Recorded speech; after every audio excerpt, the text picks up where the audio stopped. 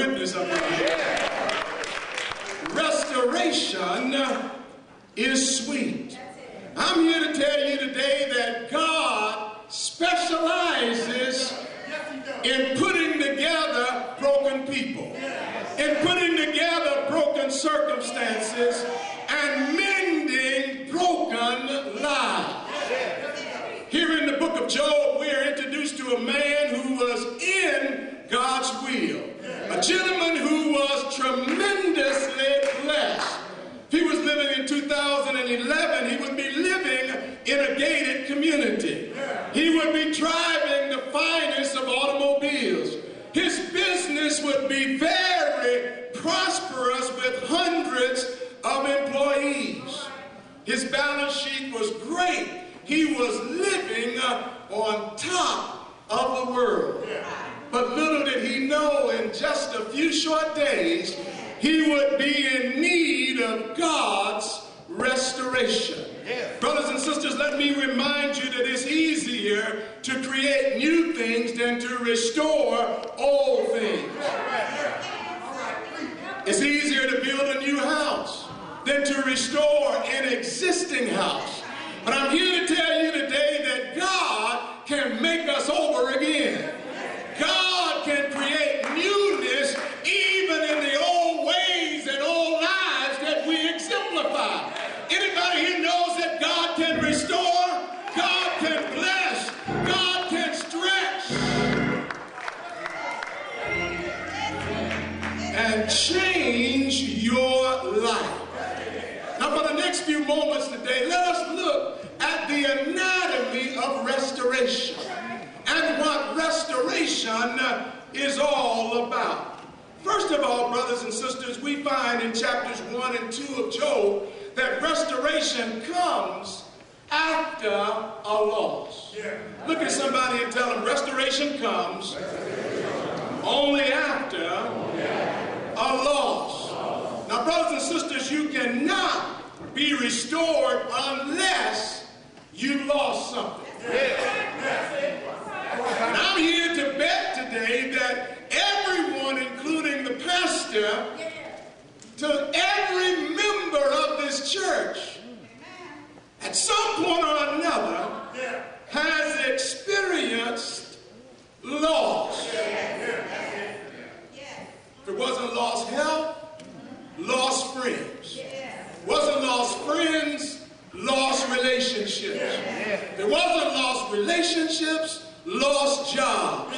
If it wasn't lost jobs, maybe a lost home. If it wasn't a lost home, maybe a lost marriage. Lost children. Everybody, or lost joy and peace. Everybody in the house, at one point or another, has experienced loss. When we look at the story of Job, the Bible tells us in chapter 1 and verse 3 that he was extremely blessed.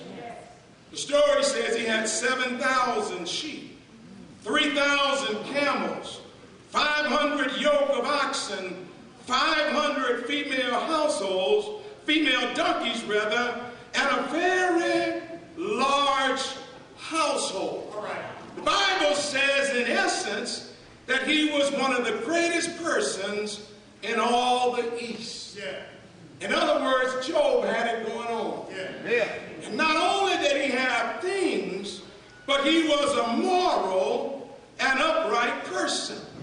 The Bible says in verse 8 that the Lord, bragging on Job, said he was blameless, upright, feared God, and stayed away from evil. Now let's look at the story again. A blessed man. Business, finances, blessed man. Many employees, homes, cars, career. Came to church, leader of the church, walked in God's will, stayed away from all that was evil. Job experienced a loss. I'm here to tell you, brothers and sisters, that there will be a day in each of our lives. And if we haven't experienced it already, look at somebody and tell them, keep on living. When you will experience a loss. Now the question is, how do we handle the loss? Now look now, Job was in God's will. Satan attacked him, and God allowed Satan to take his business, take his children, take his finances, and take his standing in the community. And if that wasn't bad enough, another day came around when the sons of God presented themselves. Satan was also there in the midst. God bragged on Job again and allowed Satan to take his health. Brought sores from the crown of his head all the way to the sores, to the sole of his feet. Now I want you to watch how Job handled his losses. He handled his losses by saying, I am in the hands of God. Look at chapter 1 and verse 20. In verse 20, the word says that Job acknowledged his loss by tearing his robe, shaving his head, falling to the ground, and worship. You know what? If God can be worshipped in good times, then God also ought to be worshipped in bad times. If God can be worshipped when I have a job, then why can't I worship God when I lose my job? If God can be worshipped when the marriage is going well, then why can't God be worshipped when it's on the rocks? Then Job said, naked I came from my mother's womb, and naked shall I return there. Job said, the Lord gave, and the Lord has taken away. In other words, what Job was saying is, I can't put a U-Haul behind the hearse. I cannot take my house. I can't take my car. I can't take my wardrobe. I can't take my money. And since I can't take it, I ought to just say, bless it. Somebody missed that. We ought to say, bless it. Be the name of the Lord. Is there anybody here who will bless him when you're up and bless him when you're down? Is there anybody here who will bless him in shame and bless him in fame? Anybody who knows that God is word?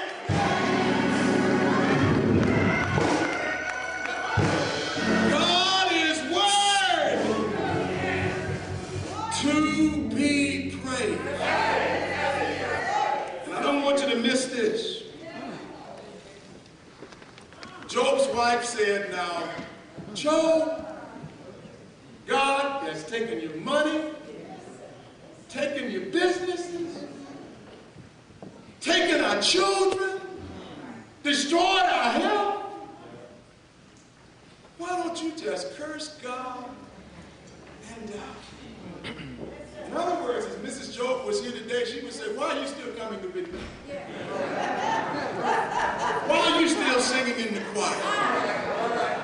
Why are you still on the steward and trustee board?